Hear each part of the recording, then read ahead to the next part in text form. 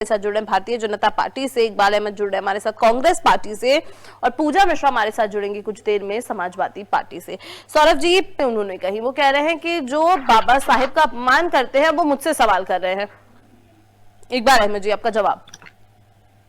पूरे देश और पूरे दुनिया ने देखा है कि बाबा साहब का सम्मान और अपमान किसने किया है। आज देश के गृह मंत्री ने जिस तरीके से अंबेडकर जी का अपमान किया है पार्लियामेंट में, जो सदन से पूरे दुनिया में मैसेज जाता है, और उसी पार्लियामेंट में उन्होंने अंबेडकर जी का जिस तरीके से शर्मनाक तरीके से अपमान किया है, हमें लगता है कि देश में अभी तक ऐसा अपमान किसी के साथ नहीं होगा। अभी बाबा साहब के साथ अपमान हुआ है। जो संविधान लिखने वाले, आज जो देश आजाद हुआ और देश में आजादी का हक जिसको मिला है वो बाबा साहब की कलम के द्वारा मिला है। और सबसे बड़ी बात मैं बताऊं, ये आरएसएस के लोग जब बाबा साहब जिंदा थे उनकी शव यात्रा निकाली थी, ये वो आरएसएस है।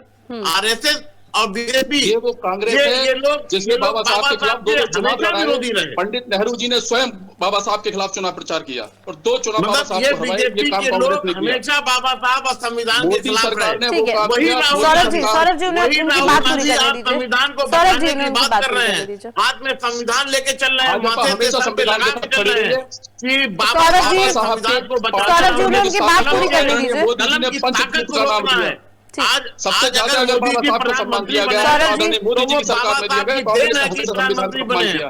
ठीक है, देखिए अभी तक तो ये मुसलमान विरोधी बने हुए थे, अब तो ये खुला दलित विरोधी हो चुके हैं। बाबा साहब कांग्रेस कभी सत्ता में नहीं आ सकती। वाले लोगों के साथ अपमान किया है। सबका साथ, सबके विकास की बात करते हैं और आप केवल हिंदू मुस्लिम करने में लगे रहते हैं। अगर जिस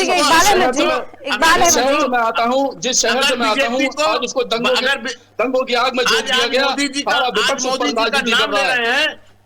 मोदी जी का नाम ले रहे हैं तो मोदी जी उनको सस्पेंड करें, गृह मंत्री से इस्तीफा दिलाएं, क्योंकि बाबा साहब के खिलाफ कोई नहीं सकता है।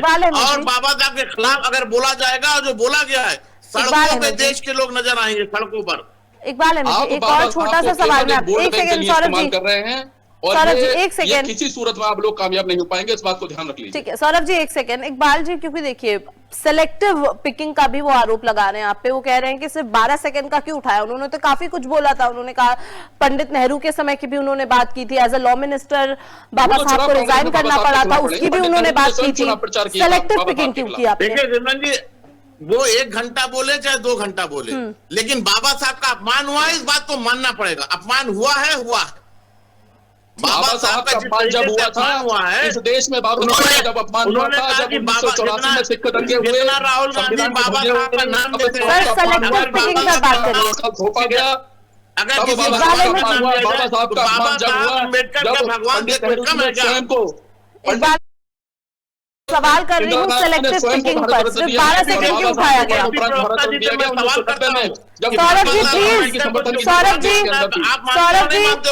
सौरभ जी प्लीज, उन्होंने आपके बारे में नहीं बोला, उन्हें जवाब देने दीजिए प्लीज। इकबाल अहमद जी, मैं सेलेक्टिव पिकिंग पे आपसे सवाल कर रही हूँ कि सिर्फ 12 सेकंड का बयान क्यों उठाया? उन्होंने तो आगे काफी कुछ बोला था। भाई मैं तो कह रहा हूं कि 12 सेकंड नहीं 12 घंटा बोले, लेकिन मैं बार बार कह रहा हूं कि बाबा साहब अम्बेडकर जी का जिस तरीके से अपमान हुआ है, चाहे वो 12 मिनट का हो चाहे 12 सेकंड का हो, वो 12 सेकंड ही पूरे दुनिया में अपमान दिख रहा है या नहीं दिख रहा है? आज लोग रो रहे हैं। मतलब आप ये कह रहे हैं जो बाबा साहब को भगवान मानते हैं वो रो रहे हैं। ठीक, हमारे भगवान के साथ इतना अन्याय, इकबाल अहमद जी आप कह रहे हैं सार 12 सेकंड में था, इसलिए आपने सिर्फ 12 सेकंड उठाया।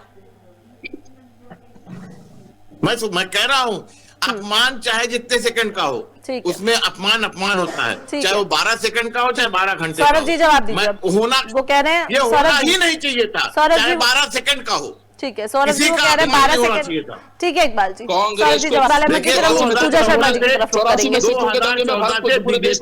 बीजेपी यही काम कर रही है कि संविधान को कैसे खत्म किया जाए, बाबा साहब भीमराव अंबेडकर का नाम और उनकी मूर्तियां कैसे खत्म की जाए, इसी में लगी हुई है। इसी का सबूत है कि गृह मंत्री ने पार्लियामेंट में भीम साहब बाबा साहब का अपमान किया है खुलेआम। ठीक है, इकबाल अहमद जी, इस पर मैं आपसे एक और प्रश्न लूंगी। मोदी जी प्रधानमंत्री बने। इकबाल अहमद जी, इस पर मैं आपसे एक और प्रश्न लूंगी। बाबा साहब के लिए आदरणीय मोदी जी के किए कार्य को गिनाने बैठ इकबाल गया, अहमद तो जी, पूरी डिबेट इसी चीज में निकल जाएगी। ठीक है इकबाल अहमद जी, मैं इस पर आपसे एक और प्रश्न उठाऊंगी, ठीक है, लेकिन पूजा जी की तरफ उससे पहले देखिए बाबा साहब के बारे में जिस तरीके से शब्दों का इस्तेमाल हुआ है, गृह मंत्री ने शब्दों का इस्तेमाल किया है, आप उसको देखिए कि किस तरीके से बाबा साहब का नाम लिया गया है। और अभी पूजा जी ने जो बताया है कि उस चीज से जोड़ा नहीं जा सकता है बाबा साहब को, वाकई में हिंदुस्तान का किसी एक कण भी बाबा साहब के बराबर नहीं खड़ा हो सकता है।